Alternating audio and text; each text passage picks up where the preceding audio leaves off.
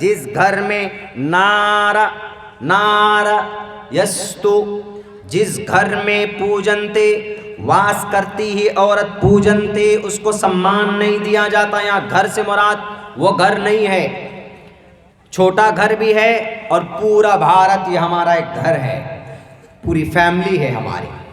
तो यत्र नारयस्तु, नीचे डिफिनेशन में लिखा गंगा प्रसाद जी ने, यत्र नारयस्तु पूजनते, जिस मुल्क में, जिस कंट्री में, जिस घर में, जिस इलाके में नारी की पूजा नहीं होती, उनका इज्जत सम्मान नहीं होता, उनकी बेइज्जती अगर होती है, उनका रेप अगर होता है, उनका जिना अगर होता है, उनको ट्रोल किया जाता है, उनको परेशान किया जाता है, उनको छेड़ा जाता है और उनको दूसरे दर्जे का शहरी अगर समझा जाता है, रमन्ते तत्र देवताः आरमन्ते तत्र देवताः, देवता उस घर में, उस जगह पर नहीं आते हैं नाराज होकर। क्यों? क्योंकि नारी है, हमारी बेटी है, हमारी समाज की बहन है, हमारी समाज की माँ है। उनको हमने पैदा किया, देवता ने पैदा किया, परमात्मा ने पैदा किया। जब मेरे पैदा किए हुए व्यक्ति की, इंसान की, औरत की उनका इज्जत धरती पर नहीं होगा, तो जहाँ पर जो लोग उनकी इज्जत नहीं करेंगे वो मेरी कृपा से महरूम हो जाएंगे, उनको मेरी कृपा नहीं होगी। ये अब्दुल्ला सालिम नहीं बोल रहा, ये जुबान अब्दुल्ला सालिम की है, ये जुबान एक तालिबे इल्म की है। लेकिन ऑर्डर महाजल पलवान वाले 7वें मनुस्मृति का 3रे चैप्टर का 26वां मंत्र ये कहता है साफ लफ्जों में, हवाला हमने बता दिया, ढूंढ लेना। आरएसएस के भाइयों, बजरंग दल के, वीएचपी के हमारे नौजवान साथियों, कर्नाटका के उन तालिबे इल्म को खुसूसन पार्टिकुलर मैं मुखातब करूंगा जो किसी के कहने पर अपना मिशन भूल चुके, अपना टारगेट भूल चुके। क्यों नहीं इबरत हासिल करते आप यहूदियों के नौजवानों से? आपका पीएचडी का किया हुआ लड़का यहूदियों के 10वें क्लास के लड़के से मुकाबला नहीं कर पाएगा। कहां चला गया आपका मिशन? क्यों हम भीख मांगते हैं? जब वेंटिलेटर बनाने की बात आती है तो हम चाइना से मान लेते। क्यों हमारे भारत में दिमाग नहीं है? हमारे भारत में इंटेलिजेंट नौजवान नहीं है? जब नौजवानी, जब जवानी और जब तालिबे इल्मों के अज़हान, इनके कुलूब और इनका पसीना जब जय श्री राम के नारे बुलवाने पर खर्च होंगे, इन नौजवानों के जब वैलेंटाइंस डे के ऊपर बिजी होने के लिए लगा दिया जाएगा, हमारे नौजवानों को जब क्लास के अंदर बैठकर जब कुरान करीम के थ्योरी को समझ, जब उनके क्लास के सीबीएसई के थ्योरी को समझने के बजाय, उनके प्रैक्टिकल करने के बजाय जब जय श्री राम के नारे बुलवाने पर उनकी ताकतें खर्च होगी, तो फिर यकीनन मैं कह सकता हूँ कि हमें भिखारी बनना पड़ेगा। इस देश की तमाम चीज़ों को सड़कों पर आना होगा। भिखारी बन बनकर हम कभी नेपाल से मांगते, कभी हम बांग्लादेश से मांगते, कभी हम चाइना से मांगते, कभी हम श्रीलंका से मांगते। क्यों? हमारे पास नहीं है बच्चे। एक से एक 3 लड़कियां समाज की अभी अमेरिकन कैबिनेट के अंदर मंत्री बनी बैठी। कहां की बच्ची है वो? भारत की बच्ची है। आपके इसी खड़गपुर के आईआईटी कॉलेज के पढ़े हुए वो नौजवान जो गूगल को फर्श से लेकर अर्श तक पहुंचाया है, आपके इसी खड़गपुर के उस कॉलेज से पढ़ा हुआ वो नौजवान क्यों नहीं बन सकते? इस देश को अर्श पर क्यों नहीं ले जा सकते?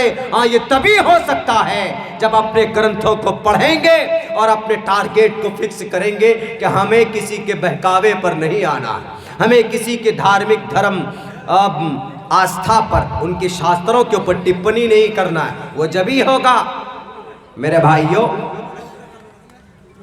बस वो शिकार हो गए हैं, वो नौजवान किसी गलत फहमी का शिकार हो गए। वरना देखिए, शास्त्रों की सबसे पहली बात किसकी? शास्त्र की। शास्त्र में पर्दे का ऑर्डर, हमारा कुरान पर्दे का ऑर्डर करता है तो हम मानते हैं। या अय्युहन नबिय्यु कुल li अज़वाजिक व बनातिक, ओ नबी, O prophet, say your wives and daughters, आप अपने बीवियों को, अपने बच्चियों को, and the believing women, Muslim औरतों से, मोमिना औरतों से कहिए उनको lower their gaze and guard, अपने चेहरे को ढांको। कुरान का ऑर्डर है। शास्त्र का हो गया। अब शास्त्र में किनका? ऋग्वेद को ले लीजिए, बाइबल को ले लीजिए, अथर्ववेद को ले लीजिए, किसी भी किताब को ले लीजिए, वहां पर भी पर्दे का ऑर्डर। अधे पश्यस्तिमो परिसंतराम पादको हरमाते कौशल्पको। मैं बहुत मर्तबा इस मंत्र को पढ़ चुका हूं। ऋग्वेद का है, ऋग्वेद का। माते कौशल्पको, माँ जब मार्केट में चलती हो, माताएं, बहुएं, बेटियां, तो अपने पैरों को समेट करके चला करो। और ये मंत्र ताज़ा अभी का मनुस्मृति का, यत्र नारयस्तु पूजन्ते रमन्ते तत्र देवता। एक मंत्र और, वो कौन सा है? श्रीमद् भगवद गीता का है। मैंने पढ़ा भी, समम कायश्रो ग्रीवाधारयन्न चलम, समम कायश्रो ग्रीवाधारयन्न चलम। समम, काय शिर ग्रीवा, काय शिर ग्रीवा। शिर सर को बोलते हैं, काय फेस को बोलते हैं, ग्रीवा गर्दन को बोलते हैं। समम काय शिरो ग्रीवा धारयन्न चलम स्थिरः। ए नौजवानों, इस धरती के मनुष्यों, दो काम कर, दो टाइम पे एक काम करो। क्या काम? जब ईश्वर की भक्ति करते हो तो इधर उधर मत देखो। धारयन्न चलम स्थिरः, अपने ध्यान को स्थिर करो। कब? जब अपनी भक्ति करते हो परमात्मा की, तब। और जब तुम अपने घर में रहते हो, यानी अपने समाज में रहते हो, तो अपनी निगाहें नीचे रखो, इधर उधर मत देखो। कुरान का भी ऑर्डर है, कुल्लिल मुमिनीन यग़ुज़्ज़ू मिन अब्सारिहिम। लेकिन कौन कह रहा है? श्रीमद् भगवद गीता कह रहा है, समम कायश्रो ग्रीवा धारयन्न चलमा।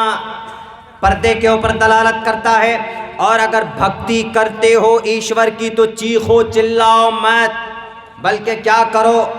संप्रेक्ष नासिकाम गरह, अपने नाक के सामने पूरा ध्यान जमाओ, अपने नाक के सामने। अविशस्य चानवलोकन्यः, अपने आप को इधर उधर मत ताको, श्रीमद् भगवद गीता कहता है। और जब हम नमाज पढ़ते हैं तो अल्लाह तबारक व ताला का भी यही, अल्लाह भी यही चाहता है। अल्लाह के नबी ने फरमाया, अंताबुदल्लाह कअन्नक तराहु। जब तुम नमाज पढ़ते हो, जब तुम अपनी इबादत में होते हो, तो तुम ये गुमान करो, ये सोचो कि अल्लाह तबारक व ताला तुमको देख रहा है। अल्लाह तबारक व ताला को तुम देख रहे हो, अल्लाह तुमको देख रहा है कि नहीं? अंताबुदल्लाह, जब तुम अल्लाह की इबादत करते हो, नमाज पढ़ते हो, जब तुम नीयत बांधते हो तो सजदे की जगह पर देखो। और जब रुकू करते हो तो अपने अंगूठे की तरफ, सजदे की तरफ देखो। और जब तुम सजदे में जाते हो तो अपने नाक की तरफ देखो। ऑर्डर है कि अंताबुदल्लाह कअन्नक तरा। बताओ खोट पैदा करने वालों, डिफरेंसेस, फर्क पैदा करने वालों, क्या फर्क है श्रीमद् भगवद गीता के इस श्लोक पर जिसमें कहा गया, समम कायश्रो ग्रीवा धारयन्न चलम स्थिरः अन संप्रेक्ष नासिकाम गरदिशस्य चानवलोकन्यः। आपको मैं अंताबुदल्लाह कअन्नक तरा, what is different between this हदीस एंड बिटवीन दिस मंत्रा, श्रीमद् भगवद गीता। कोई फर्क नहीं है, फर्क तुमने पैदा किया। हमारा अल्लाह हमसे कहता है कि जब नमाज पढ़ते हो तो ध्यान जमाओ।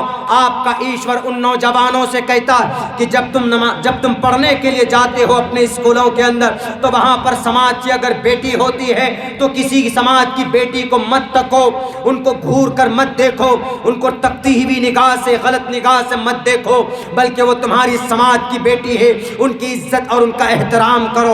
अगर इज्जत और एहतराम नहीं करोगे, ईश्वर के तरफ से कृपा, ईश्वर के तरफ से मेहरबानियां नहीं उतरेगी। कौन कहता है? श्रीमद् भगवद गीता कहता।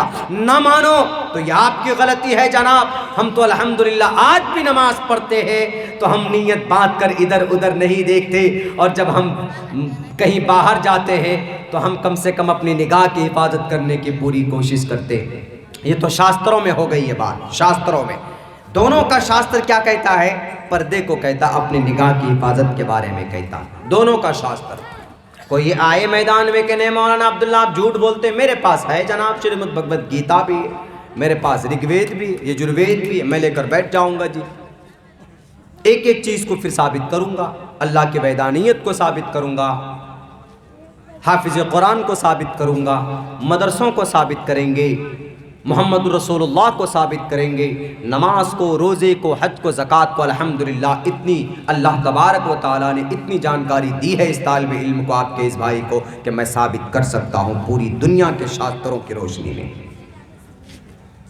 ये तो शास्त्र की बात हो गई। अब आइए किसके बारे में, अब आइए हमारे, एक तो शास्त्र, एक ग्रंथ हमारा है, एक कानून अल्लाह का है, लेकिन एक कानून किसका है? हमारे भारत का है। तो भारत के संविधान में इजाज़त है कि नहीं है पर्दा करने, अपने चेहरे को ढकने की? ये भी एक मसला है ना कि जी आपके कुरान में है, लेकिन we don't believe in Quran, in your Quran, because it's your religious authentic books and you believe in Quran. We don't believe in Quran, your Quran, because it's yours, ये तो तुम्हारा है, हम नहीं मानते। ठीक है जी, but the Indian constitution, you believe in Indian constitution, every Indian person and must to believe in Indian constitution. हर एक भारतीय का मजहब एक है, क्या है? भारतीय संविधान। तो भारतीय संविधान में इजाजत है कि नहीं है पर्दे की? जी है, पर्दे की, चेहरे को कवर अप करने की इजाजत है। कहाँ है? भारत की आर्टिकल नंबर, संविधान इंडियन कॉन्स्टिट्यूशन के आर्टिकल 26 में क्या है? Freedom, freedom to manage religious affairs. क्या मतलब है इसका? आज़ाद है हर आदमी अपने अपने मजहब के मुताबिक ज़िंदगी, मजहब के ऑर्डर के मुताबिक अपने अपने मजहबी एतबार से ज़िंदगी गुजारने के लिए हर एक बंदा आज़ाद। Every citizen shall have the right and to manage their religious affairs. हर कोई आज़ाद। संविधान भी परमिशन देता है हमें। अगर कोई बेटी अगर क्लास में स्कार्फ पहनकर जाना चाहती है तो कोई माए का लाल उसको जुर्रत नहीं कर सकता रोकने की। अगर करता है तो वो सिर्फ शास्त्रों का खिलाफ नहीं बल्कि हमारे भारत के संविधान के खिलाफ है। मैं कहूँगा कर्नाटक सरकार को, जब भारत का संविधान उन्हें परमिशन देता है तो फिर उनको रोकने के लिए उन नौजवानों ने गेरुए रंग के कपड़े पहनकर क्यों आए क्लास में, हमारी बेटियों को क्यों रोका? इसका मतलब वो लोग देशद्रोही हैं। संविधान कहता है कि स्कार्फ पहनकर आ सकती हो, संविधान कहता है कि हिजाब पहनकर पढ़ सकती हो, संविधान कहता है कि बुर्का पहनकर आ सकती हो। संविधान परमिशन देता है। और act number educational board of Karnataka 1983 उठाकर देख लो। कर्नाटका के बोर्ड ने भी कहा है कि जितने भी सरकारी कॉलेजेस हैं उनके ऊपर तो ड्रेस कोड फिक्स होगा, लेकिन जो प्राइवेट है उनके ऊपर ड्रेस कोड कोई फिक्स नहीं होगा। ये वहाँ के कॉलेज के अथॉरिटी लोग तय करेंगे। अगर तय करते हैं तो ठीक है, अगर तय नहीं करते हैं तो फिर कोई बात नहीं। और जिन स्कूल के अंदर इन बेटियों को मना किया गया है स्कार्फ पहन कराने के लिए, वो कोई सरकारी इंस्टीट्यूट नहीं है, वो प्राइवेट है। तो भारत के संविधान का मुखालिफ कौन हुआ? ये लोग हुए, ये जो नौजवान गेरुए रंग के और जाफरानी रंग के कपड़े पहनकर आए, ये हुए भारत के संविधान के खिलाफ। तो इसका मतलब जो संविधान को नहीं मानता वो देशद्रोही है, और जो देशद्रोही है उसके ऊपर UAPA लगना चाहिए, उसके ऊपर एंटी टेररिज्म का केस चलना चाहिए। इन नौजवानों के हाथ में हथकड़ी क्यों नहीं लगे, ये पूछता है पूरे भारत के अवाम। कर्नाटक सरकार से कौन हुआ मुखालिफ? वो ना हुए जनाब, हम तो फॉलो कर रहे हैं, क्योंकि हमको भारत का संविधान कहता है कि जनाब अगर आप अपने मजहब के मुताबिक ज़िंदगी गुजारना चाहते हैं तो यू कैन, एकदम आसानी से कर सकते हैं, और हम कर रहे हैं। कोशिश कर रहा हूं कि मैं लॉ की डिग्री हासिल करूं पूरी, अब कोर्ट पे खड़े होकर मैं इन लोगों की पसीने उतार दूं।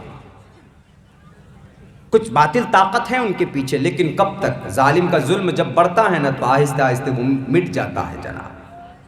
कुछ लोग बोलते अरे इससे फायदा, शास्त्रों में भी पर्दा, 3 मंत्र श्लोक पढ़े, कुरान करीम की 2 आयत पढ़ी, अल्लाह के नबी की हदीस भी है कि हमें औरतों को पर्दे में हमारी औरतें रहनी चाहिए। इन्नल मरअता औरतुन, औरतें पर्दा है। इज़ा खरजत इस्तसरफ़ह शैतान, जब औरतें बाहर निकलती है तो शैतान उनका पीछा करता है। तो इसीलिए औरत को मुशर्रा होकर जाना चाहिए। हमारे समाज की बहू बेटियां यहाँ पर बैठी हुई हैं, तो बाहर जाएं आप तो मुशर्रा होकर के जाएं आप। आपकी आंखें, आपके चेहरे, आपके हैंड्स और आपकी पैर, ये सब ढके हुए होने चाहिए। 2-3 चीज़ की इजाज़त है खोलने की। अगर पर्टिकुलर खुल जाए, आपकी शक्ल, आंखें खुल जाए, आपकी ये हथेली ये जो है ये खुल जाए, पैर नीचे खुल जाए, नो प्रॉब्लम। लेकिन कोशिश कीजिए कि जब बाहर जाते हैं तो पूरा कवर अप होकर के जाइए। साइंटिफिकली अब क्या है, लॉजिकली क्या है? लॉजिकली ये है जनाब कि अगर बेटियां पर्दे में होंगी तो कोई उनकी जीनत को, उनकी खूबसूरती को, उनकी शक्ल को, उनके अट्रैक्शन को, एक बात याद रखिए, अल्लाह तबारक व तआला ने औरत के अंदर लचक पैदा की, औरत के अंदर कशिश पैदा की। अल्लाह ने पैदाइशी एतबार, उनकी आवाज़ में, उनके सर से पैर तक अल्लाह तबारक व तआला ने अपनी तरफ से कशिश पैदा की। इसलिए देखते होंगे कि कोई समाज में कोई भी औरत अगर सड़कों से गुजरती है तो ऑटोमेटिकली बहुत से आदमी ऐसे होते हैं जो अपनी नज़र की हिफाजत नहीं करते, गौर से उनको देखते, अट्रैक्शन है उनके अंदर। इसीलिए कुरान करीम के अंदर ये कहा गया, या निसा अन्नबी लस्तुन्ना कअहदिम मिनन निसा इन इत्तक़ैतुन्ना फला तख़ज़अन बिल क़ौल। ए औरतों, जब तुम घर में रहो तो बाहर से कोई अगर आए, पहली बात तो बिना इजाज़त के ना आए, कुंडी खटखटाए 3 मरतबा, अगर आवाज़ ना आए अंदर से तो वापस आ जाओ, घर में मत जाओ बिना इजाज़त के। लेकिन अगर औरत है घर में तो उस औरत को इस हिसाब से जवाब देना चाहिए उसको कि सामने वाले को ऐसा महसूस हो कि ये औरत बहुत ख़तरनाक है, मतलब आवाज़ में कड़क हो। इन इत्तक़ैतुन्ना फला तख़ज़अन बिल क़ौल, लचक पैदा मत करो अपनी आवाज़ में, सामने वाला सुनकर ये कहे कि बहुत खड़ूस है, बहुत तेज़ औरत है। प्यार से मत बोलिए। अगर कोई पूछे, कोई जाए आपका अजनबी पराया मर्द गैर महरम आपकी दरवाजे के बाहर, तो ये पैगाम है शरीयत का कि आप अपनी आवाज़ में लचक पैदा मत कीजिए, सख्ती के साथ उनके साथ बात कीजिए। अगर लचक पैदा होगी, बातों में खूबसूरती होगी, नॉर्मल, देखेंगे आप कहीं कहीं शोरूम में और किसी कंपनी में औरतें होती है, आप खुद देख लीजिए, एयरपोर्ट के अंदर में आप जाएंगे तो टोटल के टोटल स्टाफ वहाँ पर आपको अक्सर 75% औरतें नज़र आएंगी और बहुत पोलाइटली प्यार से बात करती, बहुत, जिसका पारा भी चढ़ा हुआ होता है तो उनकी कोशिश ये होती है कि गुस्सा भी हो तो कम से कम देखकर उनका गुस्सा 4 ग्राम खून उनका कम होने के बजाय बढ़ जाए, ये होती। Hello, how are you sir. अब जो आदमी पसीना है वो पसीना भी सूख जाता है, लो भाई मैडम बहुत प्यार से बोल रही। तो फला तख़ज़अन बिल क़ौल, ये हमारे और आपके लिए पूरी, अगर इस पर अमल होगा तो इंशाअल्लाह तबारक व तआला कुरान के एक एक फरमान पर अगर अमल हो जाए तो ज़िना के वारदात होंगे। लॉजिकली जब पर्दे में है तो अल्लाह तबारक व तआला कवर अप कर दिया उसको, तो अब कोई भी उसकी शक्ल को, उसकी बॉडी को नहीं देख पाएंगे, उससे कांटेक्ट नहीं कर पाएंगे। जब बीवी बेटी के साथ, समाज की किसी पराय औरत के साथ टच में नहीं आएंगे हमारे नौजवान, तो क्या निर्भया जैसा कांड होगा। दिल्ली के अंदर जो हादसा हुआ शर्मनाक था, लेकिन उस हादसे से पहले क्या क्या हुआ था। कहा जाता है कि उस बस के अंदर बैठकर सिर्फ वही 2 सवारी अपने बॉयफ्रेंड के साथ, वो समाज की बेटी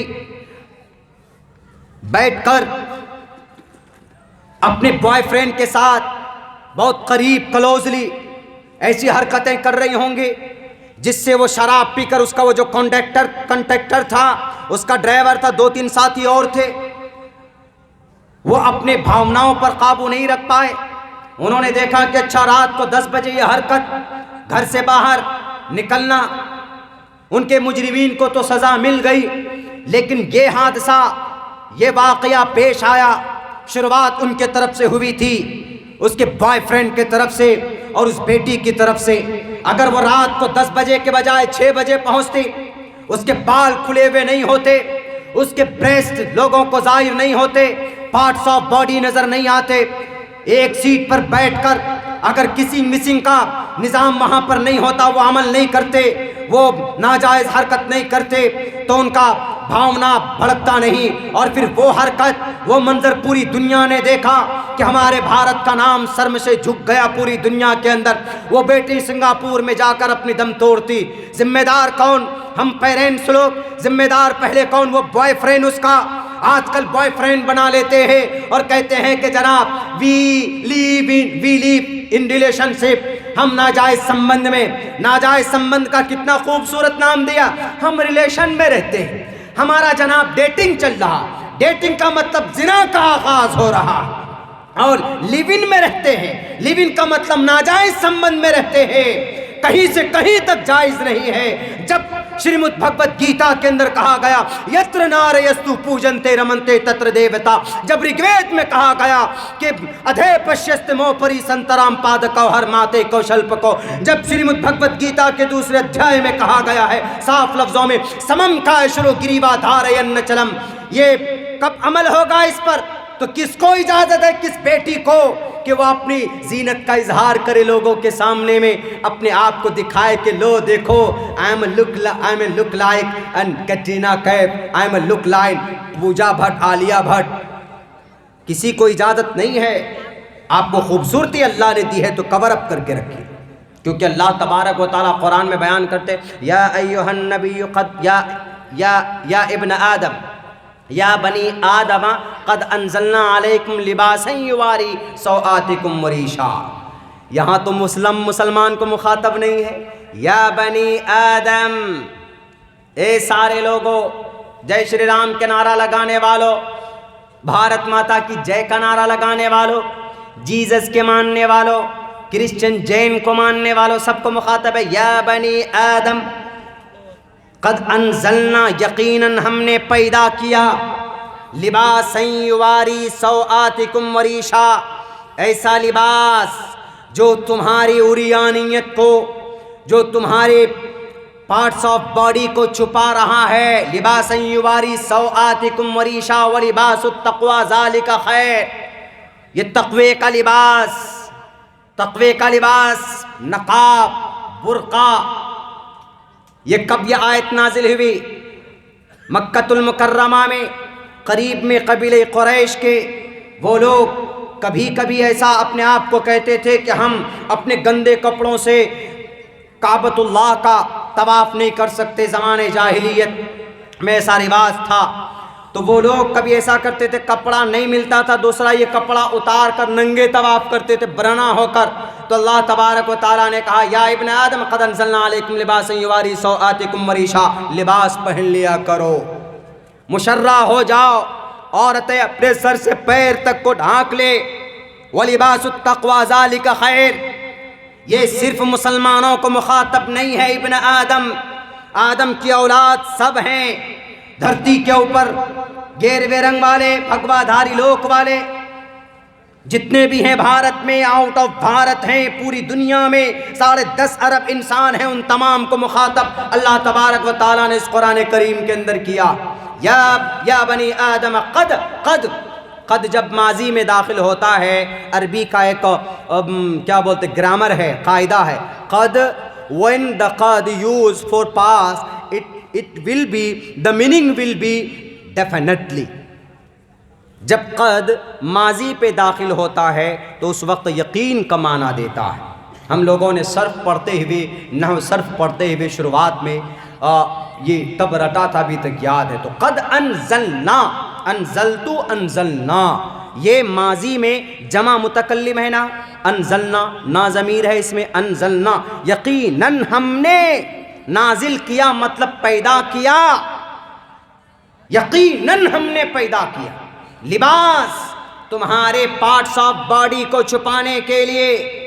और children of Adam, we have bestowed on you clothing to conceal your private parts as an endowment. तुम्हारी जीनत है ये, इसमें किसमें? पर्दे में तुम्हारी जीनत है। अब वो लोग नहीं समझते जनाब कर्नाटका वाले, हम तो आज तक यही समझते थे, सभी लोग समझते थे कि नहीं जनाब कर्नाटका वाले बड़े अक्लमंद होते हैं, कर्नाटका के लोग समझदार होते हैं। लेकिन कहाँ से वो बेअक्ल लोग पैदा हो गए? ऐसे बेअक्ल लोग पैदा हो गए कि इतनी खूबसूरत चीज़ का विरोध कर बैठे। और यही नहीं पता है, वो बेटियां जब आने लगी तो क्या तर्क देने लगे। वहाँ के मंत्री जी ने क्या कहा? मंत्री जी ने ये कहा कि ये एक्शन का रिएक्शन है, यानी जब बुर्का वाली आती है तो उसके लिए जनाब गेरवे रंग के कपड़े पहन के बच्चे आते हैं। आइए, हमको कोई एतराज़ नहीं, हमको एतराज़ है, कोई एतराज़ नहीं। हम कुर्ता पैजामा पहनते हैं, ये हम लिबासुत तक़वा मानते हैं इसको। अकाबरीन का, उलमाए किराम का, सलफ़ सालिहीन का, ताबईन का, यहाँ तक कि अल्लाह के नबी अलैहिस्सलातु वस्सलाम की ज़िंदगी से भी ये चीज़ें मिलती, तो हम लोग इसको पहनते, कोई एतराज़ नहीं। लिबास पर क्या एतराज़? बिहार के सीएम ने भी कह दिया, अरे भाई हम लोग तो मुंह छुपाने के लिए बोलते हैं, वेयरिंग द मास्क, मास्क लगाते तो नाक तक नहीं छुपता है, वो क्या है? उसको भी कहो निकाल दो। अभी प्रधान जी कहेंगे कि चालान काटो इसका, क्यों निकाला? वो भी छुपाओ। बस औरत ये है कि ऊपर से थोड़ा और ढक लेती है, अपने बालों को ढक लेती है। बिहार के सीएम साहब नीतीश कुमार जी ने ये बात कही, खूबसूरत बात कही, कहा कि ये इसमें कोई, मैं ये नहीं समझता हूँ ये लड़ने का झगड़ने का कोई विषय ही नहीं। भाई लिबास है, जिसको जैसा मन में आए पहन रहा है, संविधान इजाजत दे रहा है, तो पीछे मत पड़ो। लेकिन नहीं हुआ। अगर एतराज़ की बात है कि नहीं जनाब कॉलेज में क्यों आए, अपनी तहजीब को थोपना चाहते हैं, तो पूछो ना जनाब उत्तर प्रदेश के लाल बुजक्कर साहब से, वो लाल कपड़ा क्यों पहनते हैं? उनकी कुर्सी पर क्या है? जो टॉवेल है, जो तो उनकी जो कुर्सी है वो भी गेरवे रंग के कपड़े से रखा हुआ। पूछिए उनसे, लाल बुजक्कर साहब से, उन्नाव के एमपी साहब से पूछिए।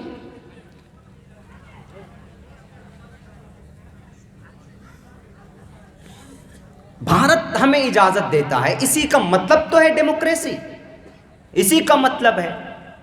लेकिन कुछ लोग अपनी रोटियां सेकने के लिए अगर ऐसा करेंगे तो आओ मोहम्मद रसूलुल्लाह की ज़िंदगी को देखो। आप अलैहिस्सलातु वस्सलाम ने कितना खूबसूरत पैगाम दिया। अम्मा आयशा गालिबन थी बैठी हुई, एक नाबीना सहाबी आ रहे थे, तो अल्लाह के नबी अलैहिस्सलाम ने कहा कि आयशा पर्दा करो। अज़वाज मुतहरात में से एक बीवियाँ और थी उम्मे सलमा, पर्दा करो।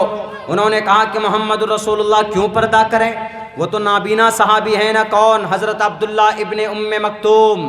पूरी सूरत इस सहाबी के ऊपर नाजिल हुई है, सूरह अबसा व तवल्ला अन जाअहुल आमा व मा युद्रीका लअल्लहु यज़्ज़क्का औ यज़्ज़क्करु फतनफ़अहु ज़िक्रा अम्मा मन इस्तग़ना फ़अन्त लहु तसद्दा व मा अलैका अल्ला यज़्ज़क्का व अम्मा मन जाअका यसअ व हुव यख़शा।